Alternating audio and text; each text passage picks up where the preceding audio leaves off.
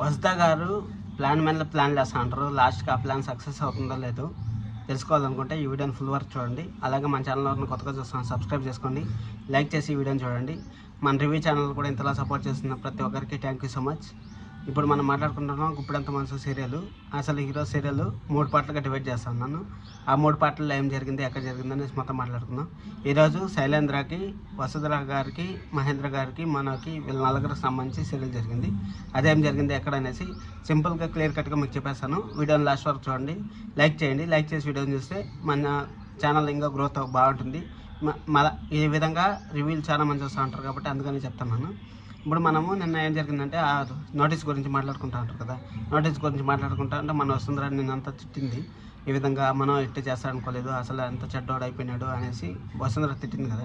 సరే అనేసి తిట్టిన తర్వాత అది అయిపోయిన తర్వాత సరే అనేసి నేను పోలీస్ స్టేషన్కి వెళ్తా అనేసి మన వసుంధర అక్కడికి వెళ్తుంది. నిన్న మన శైలేంద్ర డబ్బులు ఇచ్చేసి వచ్చాడు కదా పోలీసు వాళ్ళకి. పోలీసు వాళ్ళు ఆల్రెడీ నిన్నే చెప్పాను మీకు, ఎందుకు లాస్ట్ వరకు చూడమంటాను వీడియో అంటే నిన్న మీకేం చెప్పాను, పోలీస్ అయినా ఈ విధంగా డబ్బులు తీసుకుంటాడు, ఖచ్చితంగా ఫోన్ చేస్తాడని చెప్పాను కదా. ఈరోజు శైలేంద్ర పోలీస్ ఆయనకు ఫోన్ చేశాడు. ఎందుకు చేశాడంటే మన ఒకసారి మాట్లాడుకుంటా ఉంటారు దానికోసం అనేసి వాళ్ళు ఏం మాట్లాడుకుంటా ఉంటారో ఏమనేసి విందామనేసి ఫోన్ చేస్తాడు. కానీ ఆ విషయము పోలీసు వాళ్ళతో లింక్ పెట్టుకొని వీళ్ళు వసుంధర నాటకం ఆడింది.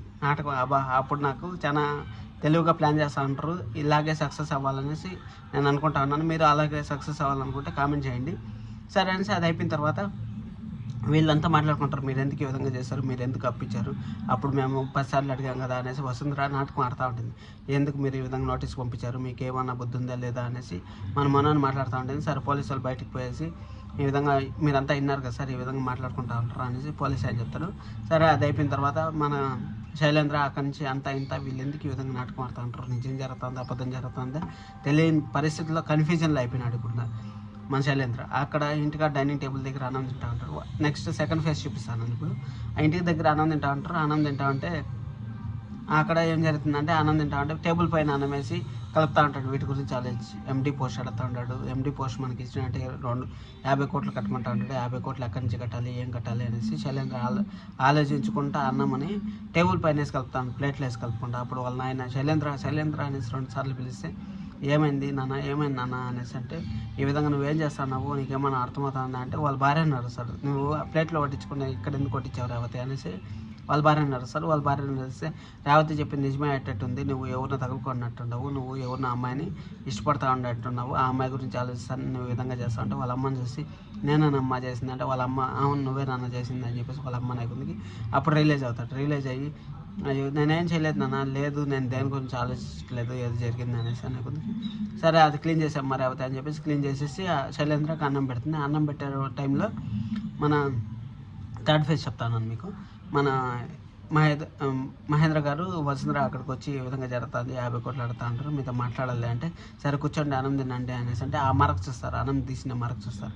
మరకు చూసి ఏమైంది ఎందుకు ఇక్కడ మరకు ఉంది అనేసి అడిగితే ఇప్పుడు వీడేందో చెడ్డ ఆలోచనలు అంతా చేస్తూ ఉంటాడు, దానికోసం ఈ విధంగా మరకు అయింది అనేసి మనం శైలేంద్ర వాళ్ళ డాడీ చెప్తాడు. డాడీ చెప్తే ఈ విధంగా జరిగింది, ఏం జరుగుతుందో అర్థం కావట్లేదు అనేసి అనే కొద్దికి సరే అనేసి వీళ్ళు ఈ విధంగా 50 కోట్లు ఆడుతా ఉంటారు మహితారు అనేసి మాట్లాడుతూ ఇచ్చారు. ఇంకా ఫర్దర్గా ఏం జరుగుతుందంటే ఇంకా 50 కోట్లు ఆడుతూ ఉంటారని వాళ్ళ నాన్న కూడా ఆ విషయం తెలుస్తుంది. వాళ్ళ నాన్నకు ఆ విషయం తెలిసినప్పుడు ఇంక ఎండీ చేయాలనుకున్నారు కదా, ఎండీ గురించి ఇంకా ఎండీ చేయాలంటే ఎండీ శైలేంద్ర అయితే శైలేంద్ర 50 కోట్లు కట్టాలి, 50 కోట్లు ఎక్కడి నుంచి తెచ్చి కడతాడు అనేది మండే ఎపిసోడ్లో ఫర్దర్గా జరుగుతూ ఉంటుంది. ఇంకా నాకు తెలిసి ఇంకొక 1 వీక్ ఇదే విధంగా జరుగుతూ ఉంటుంది. 1 వీక్ తర్వాత మన శైలేంద్ర బయటకు వచ్చేస్తాడు. అది బయటకు శైలేంద్ర మనో గారు బయటకు వచ్చేస్తారు. మనో గారు బయటకు వచ్చేసిన తర్వాత మళ్ళీ నెక్స్ట్ పార్ట్ ఋషిని కలవడం జరుగుతుంది. నేను ఎందుకు వీడియోని చూడమంటా ఉన్నా అంటే ఇలాంటి ఇన్ఫర్మేషన్ అంతా లాస్ట్లోనే వస్తూ ఉంటుంది. అందుకోసమే మేము ఫుల్గా వీడియో చూడండి నేను చెప్తాను. అలాగే మన ఛానల్ని సబ్స్క్రైబ్ చేసుకోండి, లైక్ చేయండి, మీ friends and family members share చేయండి. ఇంతసేపు మీరు వీడియో చూసారంటే మీకు నచ్చిందని అనుకుంటున్నాను. Thank you so much. Signing off. This is Kiran.